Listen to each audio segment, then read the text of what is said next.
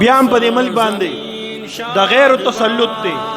هغه انګریز کم چې په 1600 کې هندوستان بر صغیر ته راغلی او دې مسلمانانو په تیښته مجبوره کړ.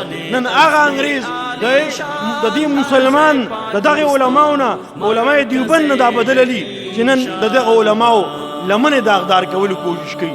د دې علماو نه د خلکو نفرت پیدا کوي.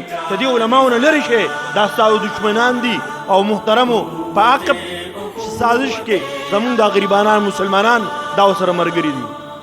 مونږ وایو او که نه دا ځان دپاره لګیا دي، دا خو د خپل مقصد دپاره لګیا دي. په الله قسم په دې ملک باندې اول نه علما خفه کېده. په دې ملک باندې دې آبادولو دپاره علماو قربانۍ ورکړي او دې د حفاظت دپاره علما اوس هم قربانۍ ورکوي او ټول عمر دپاره قربانۍ ورکوي. محترمو دې علماو قربانۍ دا چانه پټې نه دي.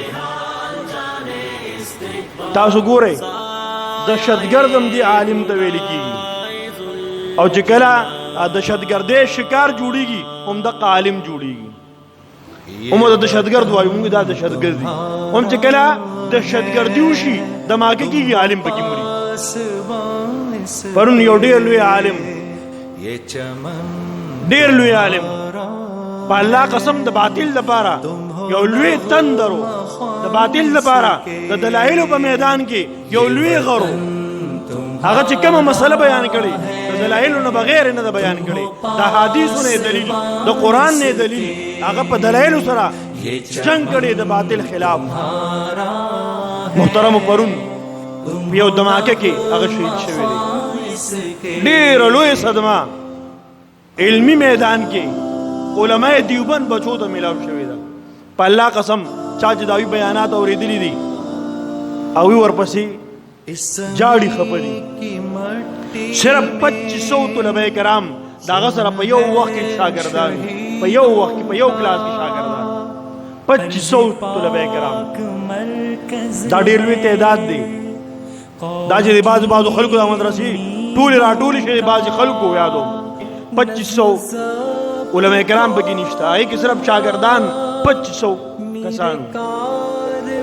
محترم عرض مې دا کو د ملک دپاره قربانۍ د علماء کرامو دي، د مسلمان دي او کدي د دې دپاره دي چې زه په دې ملک کې مملکت خداداد پاکستان کې د شریعت مطابق ژوند تیر کم. زه پکې د دین مطابق ژوند تیر کم. زه پکې د شریعت او د الله د احکاماتو مطابق ژوند تیر کم. دې دپاره ملک آزاد شوی دی. دا د پونکو دپاره نه دی چې مونږ بچو له پونکي ورکړي او بچې پونکي وهه. لوی لوی هلکان د 13 کالو هلکان په سایکل به رواني او پون چغه به وایي. ته به حیران شئ لکه دا کومه ازادي ده؟ دا خو د خرو ازادي ده، د مسلمان ازادي خو دا نه ده.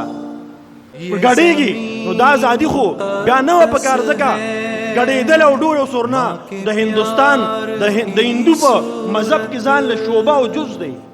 بیا ولې دا وینه ازادي ده؟ بیا ولې موږ مسلمانانو سورونه کټ کېدل؟ بیا ولې زمونږ بلاشي زنانه او نارینه هغه شهیدان کېدل؟ خو بیا د هغه ډمتوب خلکو سره چې په شریعت کې د هغوی په مذهب کې ډمتوب ځان له یو جز دی هغوی سره هم ژوند تېرو که نه.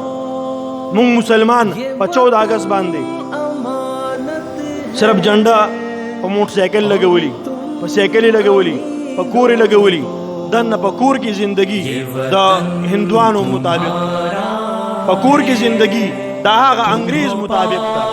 زنانو زندگی لباس د انګریز مطابق. زما اوستا د کور غم خالي د هغه انګریز او یا د هندوستان د هندوانو د رسم او رواج مطابق ده.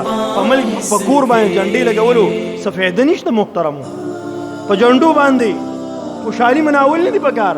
د ملک دپاره د څه دپاره آزاد شو د هغې عهد پکار دی، د هغې عزم پکار دی. د انګریز نه موږ مخکې ازادي حاصله کړې ده او بیا به هم کوشش کوو که کله م انګریز زما خلاف راتو زه مسلمانې زه خپل غلام جوړولم زه د غلامۍ ته تیار نه یم.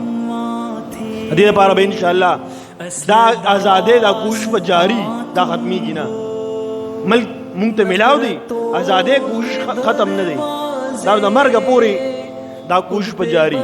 الله رب العزت دی د هغه شهداو چې د ملک لپاره شهیدان شوي دي، د ملک لپاره بدن ټوټي ټوټي شوی دی الله داغوی هغه آخرت اعلی مقامات نصیب کی الله جنت الفردوس نصیب کی او الله رب العزت دی دا علماء دیوبند داوی قبرونه انوارات منور کی چې د ملک مسلمان لپاره د ځان ملک او د غلامۍ د ازادۍ لپاره یو تحریک چلولې الله داغوی جنت الفردوس نصیب کی